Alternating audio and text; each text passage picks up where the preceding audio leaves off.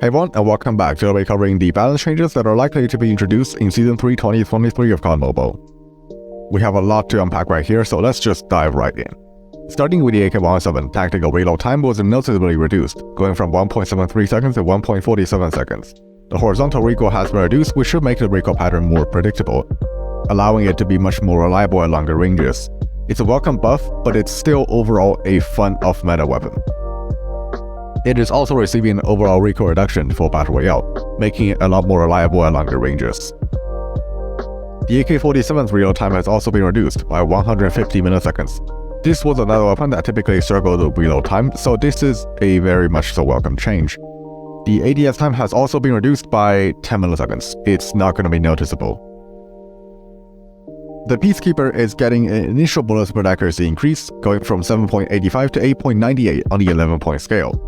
That and a very minor reduction to flinch, going from 0.6 to 0.55. This will make it more reliable at longer ranges. It's not a huge change, but it will make it feel more consistent. The H.I.V.E and the PK-57 are getting their recoil reduced. The PK-57 does benefit from this as the kick is extremely low now. However, the H.I.V.E still has some serious horizontal kick problems, which holds it back. The LK-24's initial damage has been increased from 26 to 28. This now allows it a 3-shot kill, potentially.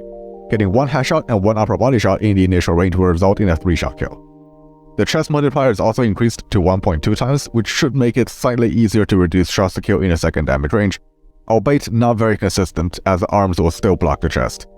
The LK-24 has had the potential to compete with Kilo due to having similar range performance, and this change might just be enough to push it to be a solid competitor to the Kilo 141 as it trades fire rate and mobility for stronger body multipliers and better overall accuracy. Now moving on to the SMGs, the Switchblade's upper arm multiplier has been increased from 1.1 times to 1.2 times, and the lower arm multipliers have been increased to 1.05 times. This seems like a very good change, as now 3 shots to the lower body and 1 to the lower arms will also give you a 4-shot kill. This further improves consistency, making the already consistent Switchblade even more consistent.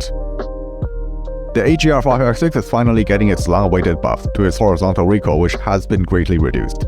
Now the base gun can actually compete with CBR4 as it has a consistent time to kill of 240 milliseconds up to 14 meters, which can be boosted to 20 meters with minimal downsides. The 556 version can be a great alternative to the Kilo 141 that has less range and weaker head multipliers, but way better mobility. We might actually see this gun enter the meta since it has extremely competitive attributes, with the only negative being the reload time. That's how you know it's good. We might make a separate video on this gun very soon. The QQ9 is another weapon that is getting a damage buff. The damage in the first 2 ranges has been increased from 25 to 22 to 28 to 23. This makes the gun extremely consistent, as hitting leg shots will never affect shots to kill now. It also gives it the potential to killing 4 shots in the second range of upper body shots. The 10mm damage was increased, going to 30 to 25, which gives it an impressive 4-shot kill range of 18.4 meters.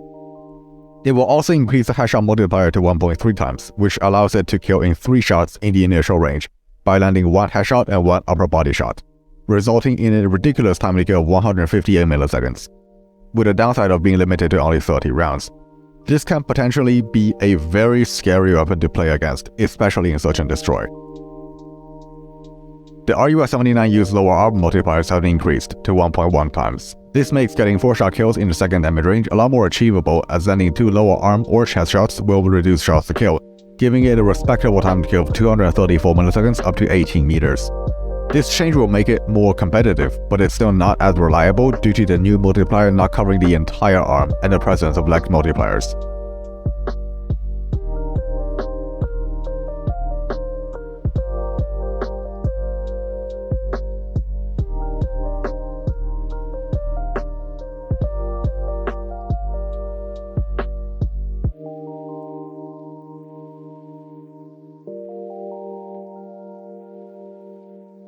The Outlaw is getting a small range buff. You can now 1-tap to the stomach up to 12 meters compared to pre-patch being 8 meters. This is welcome, but not that game-changing. The head multiplier has also been increased from 1.5 times to 2.4 times, which is useless, even in Battle Royale, as you still can't 1-shot to the head. The Koshka fire rate has been increased to 48 rounds per minute, which is a lot closer to the DLQ. This, combined with the reduced aim downside exit time and recentering time, should make landing consecutive shots easier.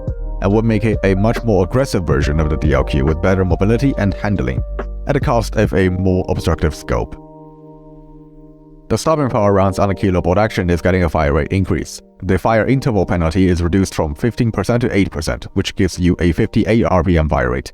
Basically a slightly faster locus and will be the fastest firing bolt action marksman rifle. It will also be able to equip red dot sights, which should make it much more reliable as the kilo bolt action has had to struggle with the obstructive iron sights.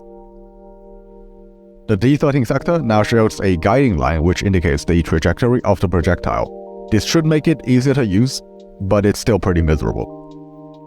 The HSO405's movement speed has been increased, so it's now much more in line with the other shotguns. The sprint fire time has been reduced to 150 milliseconds, which is the fastest out of all the low fire rate shotguns. The hipfire threat has been increased slightly, but it will still be a very strong alternative to the KRM in multiplayer. This already lethal and unstoppable shotgun basically got mobility buffs, not game breaking, but definitely helping. We'll be covering this in more detail with our upcoming shotgun comparison video. Next, we'll be moving on to the operator skills. The duration of the H.I.V.E traps has been increased, but so have their hitboxes and visibility. This should make it much easier to spot and destroy, but it will still be very annoying in objective game modes, as it can still guard flank routes. The Ballista EM3 is finally getting a proper nerf. Players that are targeted by it will now be alerted by a warning effect which allows for actual counterplay, sort of, as it gives them the chance to move out of the line of fire, making it less oppressive to play against. As for the TAC-5, it is now easier to distinguish an enemy player that's under the effect of TAC-5, which should make it easier to avoid and counter it. It's just some nice quality of life stuff. As for the Equalizer, having them out will give you a damage resistance, allowing you to close in the distance. This makes it a very strong option since it's incredibly lethal, and this change should make it even harder to counter. The Gravity Vortex Gun is getting several buffs to swap speed, recharge time, projectile radius, and projectile speed, which should make it feel less awkward to use. However, the ammo capacity has been reduced, so you can no longer spam it into the objective, but it will still probably remain as a very solid objective game mode option. Next, we have the BR exclusive changes. These will not be implemented in multiplayer. The KRM's damage values has been reduced across the board, requiring one additional pellet to kill in most ranges. This will affect its one-shot kill consistency, as it will never be able to one-shot kill against 300 health, and one-tapping 250 health opponents will be slightly less consistent. It is still a reliable 2-tap in most cases, so it's still very viable. The BY-15 is also getting a similar treatment, although the damage in the second range has been increased quite significantly in exchange, which allows it to consistently 2-tap up to the second damage range, which is very strong considering the fire rate is higher than the other low fire rate shotguns. This is more of a buff to the weapon, as it was already quite inconsistent with getting one-shot kills even against 250 health. Alongside the mobility buffs in multiplayer, the H.I.V.E is getting some reworks in Battle Royale, with its damage in the first and second ranges being increased, but overall range values have been reduced drastically. This makes it much more potent at point-blank ranges. However, you will no longer be able to get one-taps at ridiculous ranges anymore. The Annihilator now should be a monster in Battle Royale, since we'll never need more than 3 shots down, and it can 2-shot up to a respectable distance of 40 meters against 300 health.